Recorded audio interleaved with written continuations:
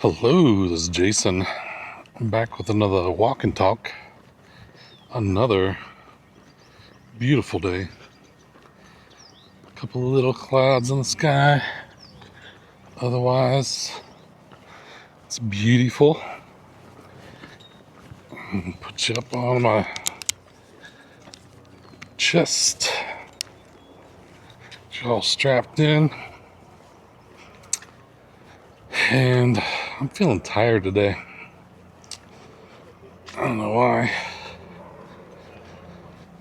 But I'm still gonna get my steps in. I did start a new medication. Now, it's a Contrave is the brand name, but I'm running the poor man's Contrave, which is just taking the medicines that it's, it just has two medications mixed together to make up Contrave.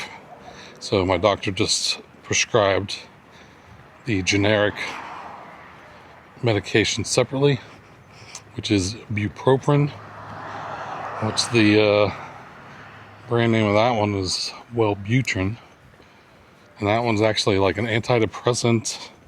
It's also, I used to take it to help me quit smoking, and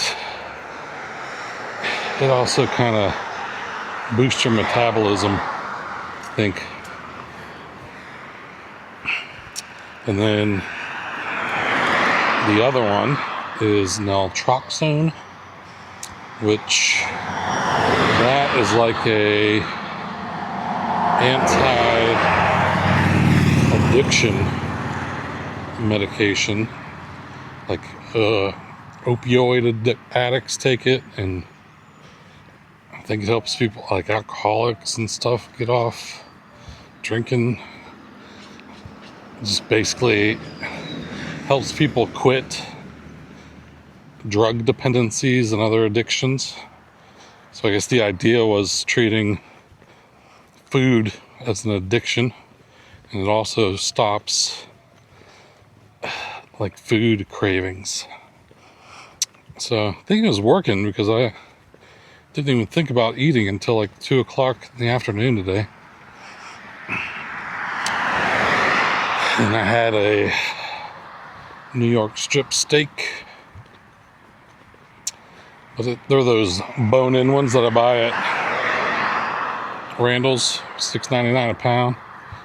And after you cut the bone off and I trim the fat around the edges, it's probably only like 8-ounce steak, 8 or 9 ounces.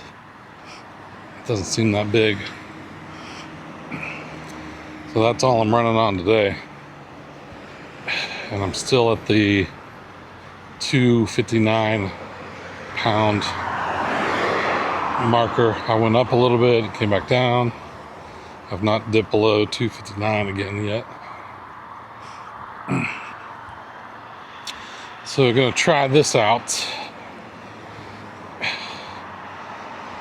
And I'm still taking the Mounjaro injection once a week as well. I'm on the max dose of that, 15 milligrams. So I'm on 2 weight loss medications. Plus I'm on my version of the carnivore diet. So I'm throwing everything I can at this big belly of mine. Plus I'm out here walking, exercising. I mean, what else can I possibly do? I'm hitting it from all angles. So I better get some results. If I don't get results, then I don't know what else to do. Sew my mouth shut.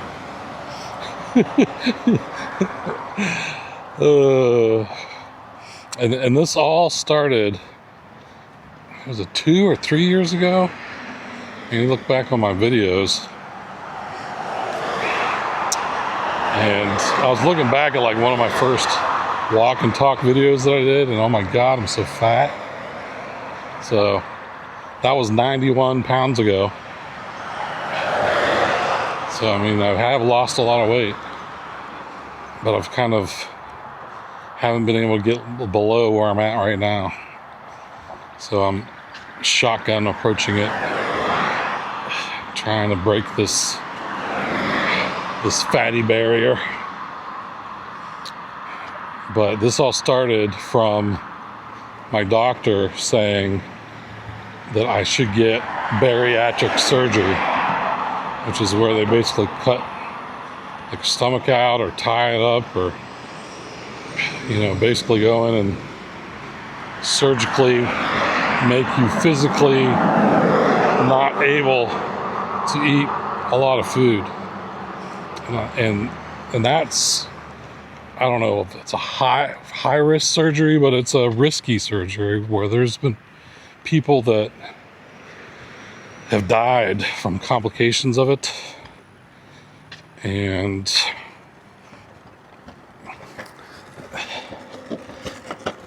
so I didn't want to have those kind of risks. I'm like, just give me a chance to do this the old-fashioned way and lose weight on my own. And so that's what started it all. And 91 pounds down, I'm not even sure that I would qualify for bariatric surgery now. I don't think I'm fat enough. So that's a good thing. So keep doing what I was doing. I kind of took a break over the past 9 months, and I wasn't eating badly. I mean, I was sometimes, not all the time, but I wasn't doing like anything special. I was taking that Mounjaro and just eating a regular diet and expecting it to be a miracle, and it was not. So gotta do more, and that's what I'm doing. So in other news, on the Bitcoin front, we've got some major news. So the Strategic Bitcoin Reserve was signed into law by executive order. So it's really not law, it's executive order. The U.S. is not going to buy or not going to sell any of its Bitcoin that it has, which that in itself is good.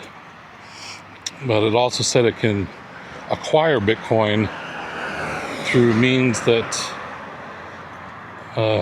do not, are not an expense to the taxpayer. So don't use taxpayer money to acquire Bitcoin. But there's still tons of ways to acquire Bitcoin without using taxpayer money. And one way is what they have been doing, which is through seizures, stealing Bitcoin. But it's mostly from like illegal activities. Seize the Bitcoin, and then once they pay off any of the victims, they're going to custody that Bitcoin and not sell it. So previously they would do that and have the Bitcoin and just put it at auction. And like back in Obama's day, they sold 50,000 Bitcoin that was seized for $250 a Bitcoin. So imagine if they would have held on to that.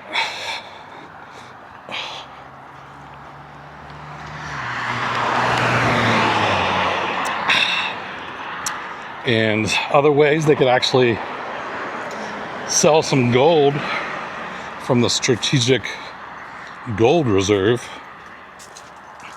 and use that to buy Bitcoin. They could create Bitcoin bonds, which is kind of what Saylor's doing with MicroStrategy. That's part of it.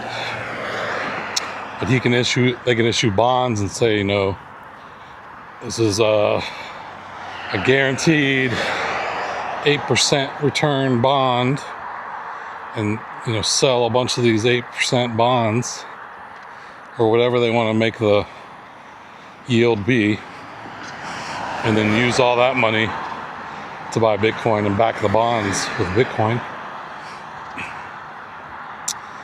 That's the MicroStrategy playbook.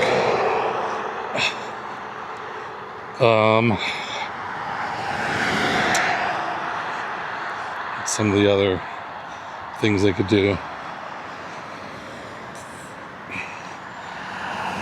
I've heard some other ideas, but that's the main ones. So it'll be interesting to see when they actually start acquiring. And on this news, I guess people were expecting them to announce a Bitcoin reserve and say, we're buying 1 million coins tomorrow, next week, whatever. And they didn't announce, a specific amount they're going to buy over a period of time. And Bitcoin sold off. MicroStrategy sold off. So it's kind of a buy the rumor, sell the news type event. And the news itself was not as bullish as they wanted the news to be, but it is bullish, whether they like it or not. Having a Bitcoin reserve and the government trying to find ways to get Bitcoin is bullish, because that opens up the door. It starts the game theory. Now all the other countries are going to want to have they need to have a Bitcoin reserve to make sure that the U.S. doesn't get an advantage by having this reserve. Just in case it catches on, we better have some too. And there's already been other countries that have been buying it. El Salvador is one. I think they buy a Bitcoin every day. And then they had the IMF, the International Monetary Fund, made some deal where they got like $3 billion from the IMF. And the IMF is like, part of the deal is you can't buy Bitcoin anymore. You can't mine Bitcoin. Like, you can keep the Bitcoin you have, but no more new Bitcoin. And so people were freaking out. It's like, oh my God, I can't believe they took the IMF deal. And then the president of El Salvador was like, yep, you really thought we were going to stop buying Bitcoin? So they took their $3 billion and now they're still buying Bitcoin. That's funny. He's a total Bitcoiner. And I think there's another country, Bhutan, actually mines Bitcoin. They don't buy it, but they mine it. I think it was Bhutan. And we're just going to hear of more countries acquiring Bitcoin, holding Bitcoin. And states, I believe in Texas it's passed the Senate. Like, it's all the way up to almost being law in Texas to have a Texas Bitcoin reserve. And I'll expect like Florida and I think Utah is kind of far along in the process, so they're going to have it. And there's a bunch of cities and municipalities that are acquiring it. So it won't be long. And then once exchanges Bitcoin exchanges, they have, a pretty big reserve themselves of all this Bitcoin that they've mined over the past 16 years. They've never sold it all. They just kind of hold it and sell it when they need to, and sell it when the price goes up enough that they are kind of the supply of the market. And I think all of the reserves from all of the miners, I think it's down to like 2 million Bitcoin. So as all of these different entities start buying Bitcoin, it starts draining those supplies from exchanges and starts draining from like all the old school Bitcoin whales that have tens of thousands of coins. Once they sell enough to where they have they don't need any more money, there's the supply shock will be incoming. And I don't know if that can happen, how soon that could happen, but when it does, the only thing that can relieve the supply, the scarce supply, is have price go up. To bid it up, be like, you want some of your Bitcoin for 100,000? How about 120? You might get a few takers, but eventually there won't be. How about 150? How about 170? It'll just go up and up and up. They have to bid up the price to find buyers. And that's when the price goes to the moon.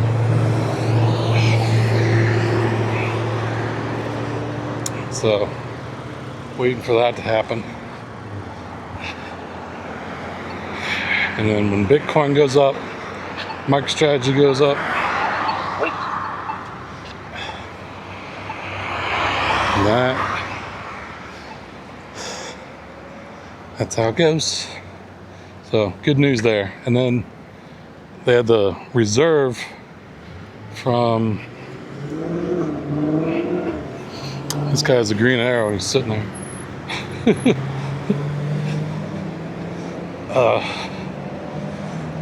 So I had the strategic reserve that got signed yesterday, and then today there was a crypto summit which had a bunch of people in the crypto space. Michael Saylor was there from MicroStrategy. And they were all at the White House, and not much was said on the live stream, but I'm hoping that they sit down after the short little live stream went off and actually discuss things about how they're going to be acquiring digital assets. That's my hope. Otherwise, if it was just what was on the live stream, then it was kind of a nothing burger. Ugh.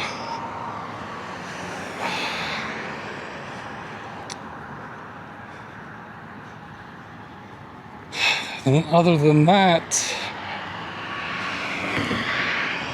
not much going on. I started watching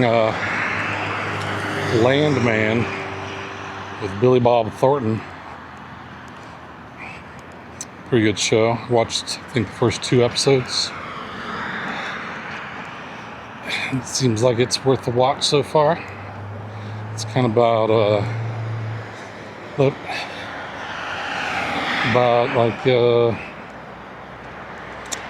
oil and gas industry out in West Texas. Billy Bob's kind of negotiates leases and stuff with landowners for oil companies. So that's pretty interesting.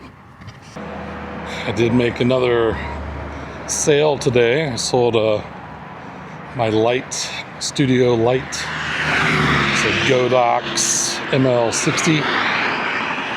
And I had the additional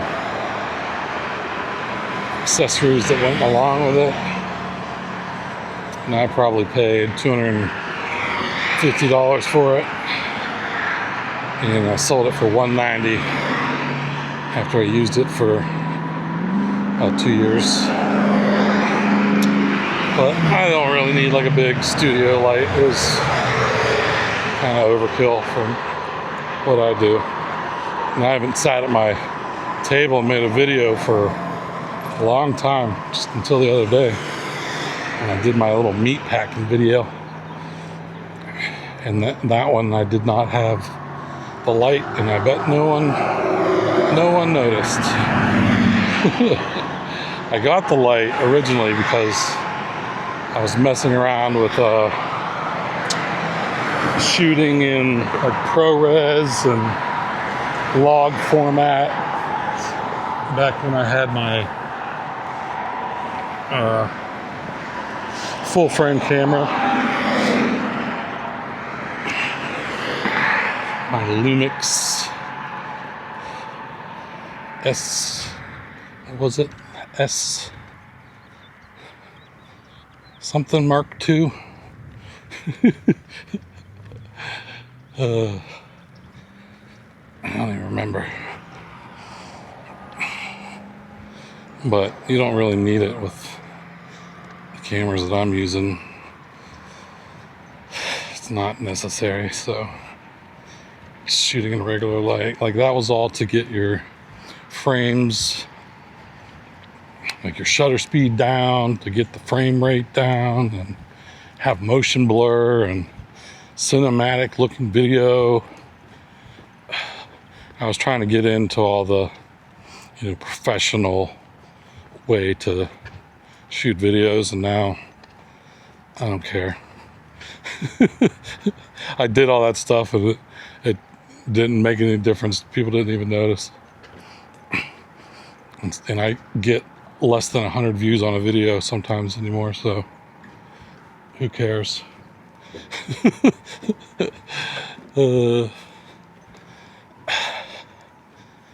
I'm just making videos that I want to make, which is what I've said for a long time, even though I have tried to do things to improve over the years, which has really not resulted in anything. Like I'll put a bunch of effort into a video and spend all time doing all this time-consuming stuff to it, and it will not get as many views as me eating a Big Mac. So it's like, what's the point? Like making fast food eating videos, that's like easy views. I get out of all my videos in Thailand. I think the McDonald's one did one of the best videos I did was just me sitting there eating McDonald's. Not all the other stuff in Bangkok, just the inside of a McDonald's eating a Big Mac. That's what the people want to see. So I didn't have to fly to the other side of the world to make that video. Could have done it right down the street here. But the Thailand McDonald's is better. That is for sure. Yep, so I sold that light. And I listed some other things like a blender. I'm gonna list one of my chairs. I have a steel case Leap chair that it's like a $2,000 chair. I didn't pay that much for it. I think I probably paid maybe $300 because it's an older one, but it's still in good condition. I'll try to sell it for what I bought it for 8 years ago. I could probably still get $300 out of it. It's a nice chair though. I would like to keep it, but it won't fit in my backpack. Can't take it around the world. I don't think there's really any place for it at my mom's house. For like an office chair.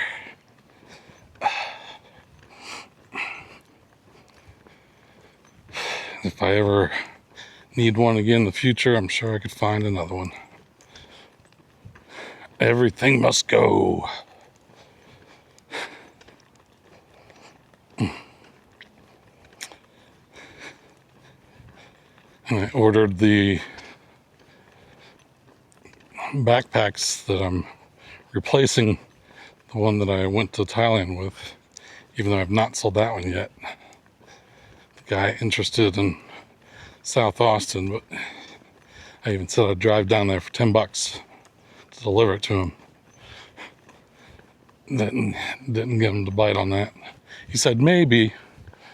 Like he's not in a rush. Like I still got the tags on the bag. I put the tag back on the bag and it looks brand new. So and it's $220 new. I paid I think $190 and I got it for sale on Marketplace for $150. And I got it for sale on eBay for $169.99. Just that kind of covers the cost of that eBay takes from you. I sell things for more on eBay, but it has a wider audience, so sometimes it sells easier on there. Although the light that I sold today sold on Marketplace. I love it when it does sell on Marketplace. No fees. You get all your money. I need to... What is the date today?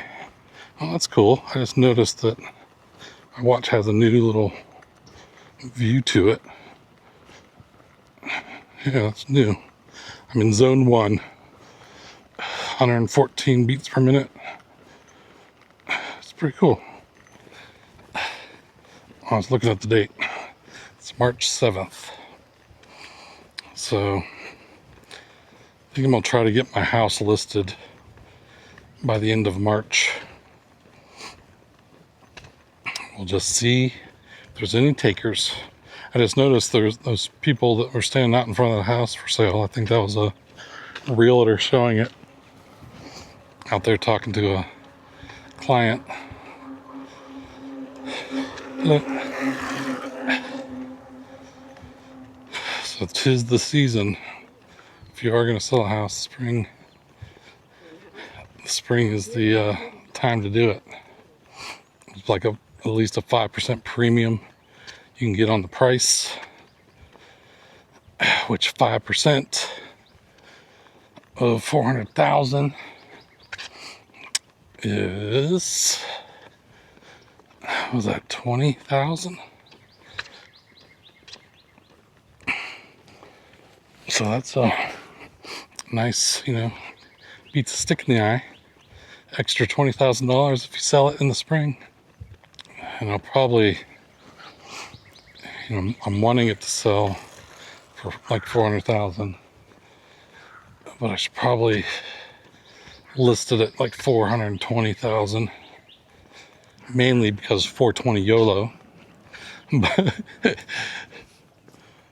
But just to have some room, because people love to feel like they're getting a deal. Like, I'm not paying 420,000. Let's offer them 400,000. I'll be like, oh man, okay, I can come down and lose out on what I really wanted. I'll accept your 400,000 bid, even though that's really what I want from the beginning.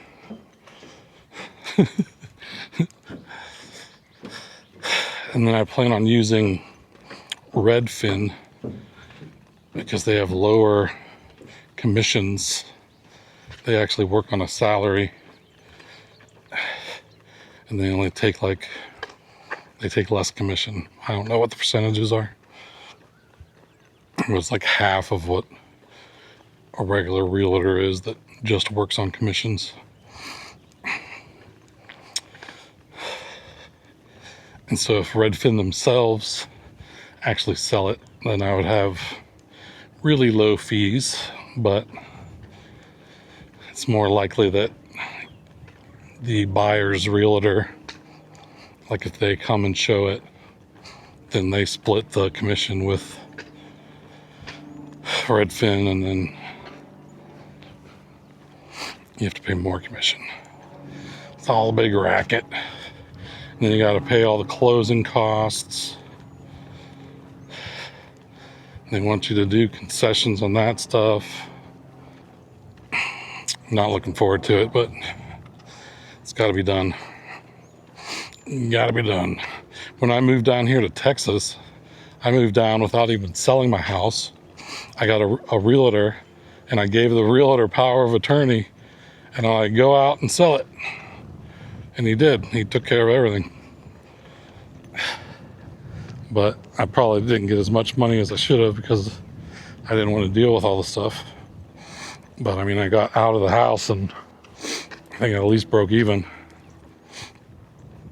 But now I'm going to be, it's all profit since my house is paid off. Whatever I could sell it for is going in my pocket. That's a good feeling. Even though if I would turn back time, I would not be in a rush to pay off my house when I had like an under 3% loan. And I've become a better investor to know that you can earn more than 3% in just about any investment. Like they pay 4% right now in just a money market fund just to let your money sit there. And the S&P 500 averages around like 12% returns. So you could quadruple the return of what the interest rate is on a mortgage when it was under 3%. So that was not the best call. I had I refinanced with a 10-year loan and then made extra payments on top of it on a 10-year loan. Like my payments on a 30-year loan would have been like $1,000 a month or something.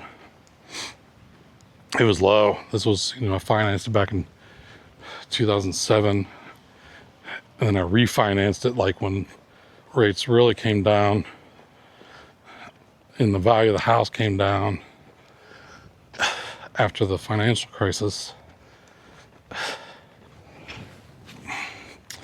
But I could have been paying like, $800 to $1,000 a month. I forget what the original loan was. It was low. And then I refinanced it into a 10-year loan.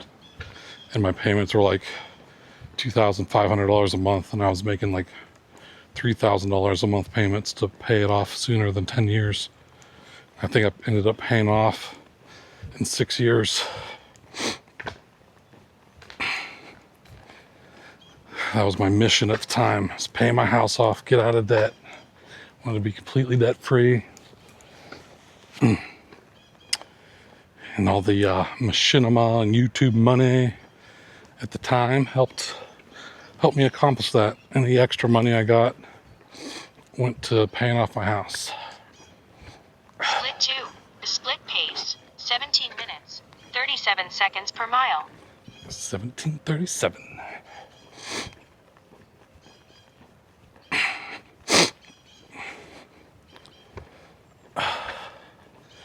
But looking back, the best thing would have been to just invest it. And the really best thing would have been to been stacking Bitcoin. Well, first mining Bitcoin. Like if I had a time machine, go back to 2007, be on the lookout for this thing called Bitcoin. Start mining it as soon as it comes out, which was at the beginning of 2009, where you could have mined it just using a regular computer.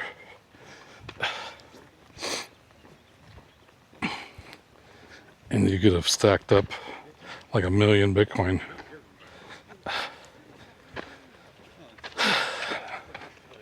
If you really put some resources into it. And knowing what it is now, if you go back there and just really dedicate some resources to mining it, where everyone else had, might have been running it in the background on the computer,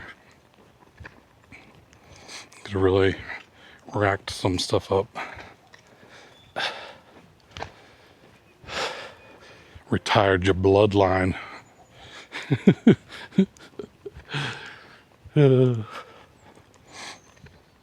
so many hindsight's 2020 type thing.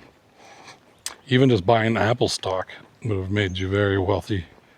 I remember talking to my uncle. I had just moved down here in 2007. I moved here in April 2007, and the iPhone came out like, I think, June 2007. And I was talking to him on the phone about it. I was like, this is going to be revolutionary. Like, it could be a good time to buy some Apple stock. But I didn't buy Apple stock. I started paying off my 2.whatever% mortgage on my house. You big dummy. You big dummy. So this time around, I'm never going to have a zero Bitcoin. I'm going to always be holding some.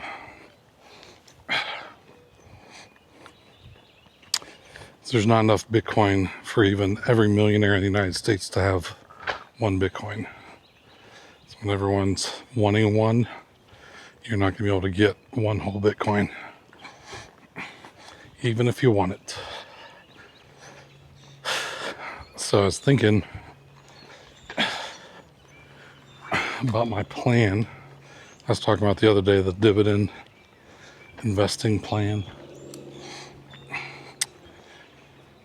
And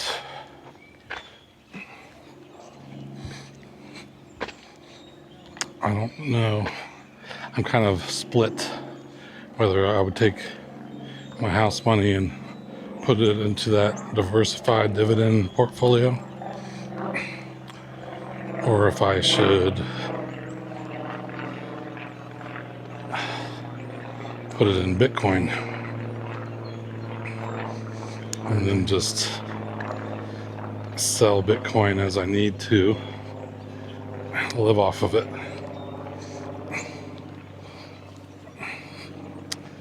But you really need to hold it for at least 4 years. So I wouldn't put it all into Bitcoin. And that MSTY,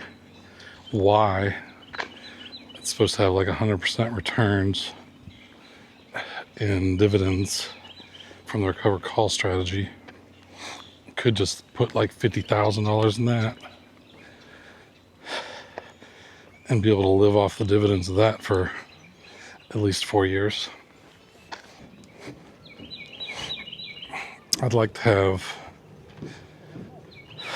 just holding one whole Bitcoin or more.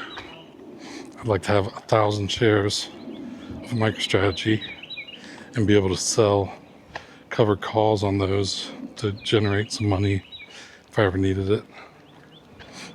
Have $50,000 in MSTY that's supposed to generate 100% in dividends a year. And I think if I had those things, I'd be pretty secure that I can make it for 13 years in Southeast Asia. And any money above that, I could put into something lower risk like that Strike preferred stock that has an 8% return.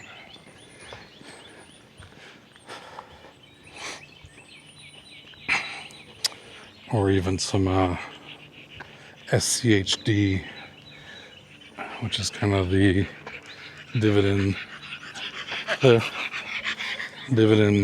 payers of the S&P 500, basically. It doesn't have a high dividend. It's like 3 or 4%. And then just let some sit in the money market account, earning 4% until interest rates go down where it's not worth having it sit there.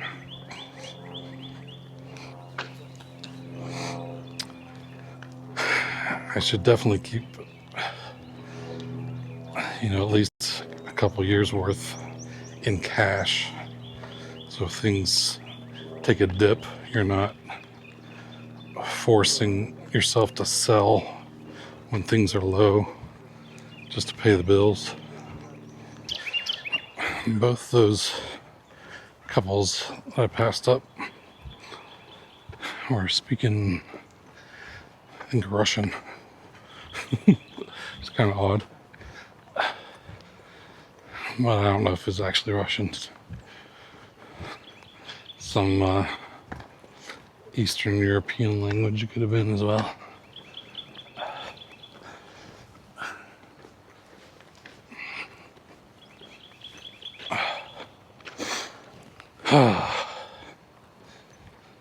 I remember, know the Russian. I remember that MW2 scene. Crazy. I couldn't put that in a video game these days.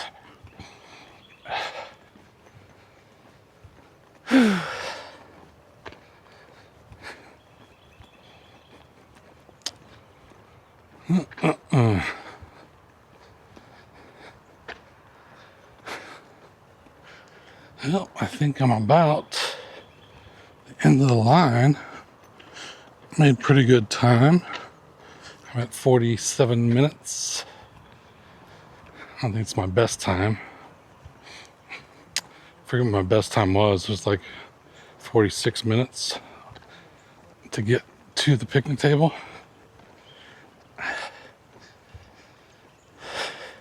It's hustling. Look.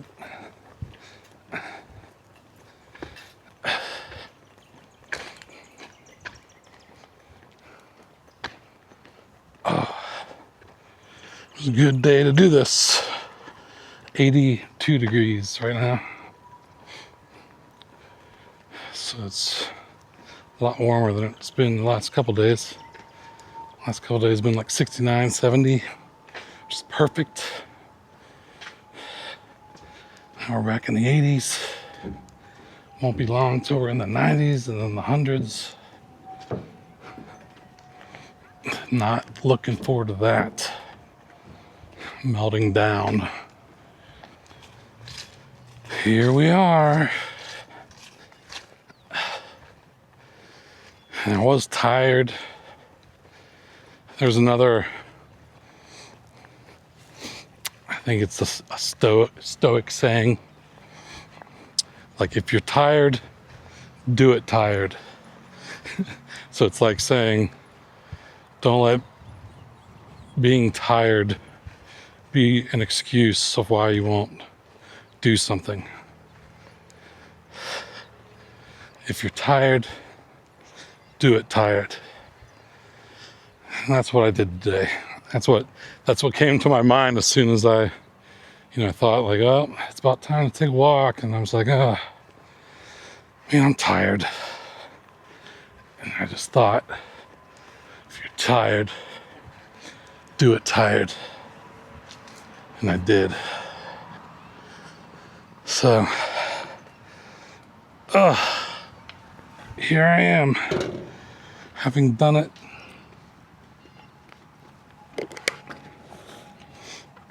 Tired. And still, this has it already been the time change from daylight savings?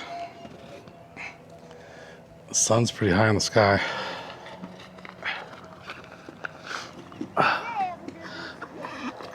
I don't know when that's supposed to change.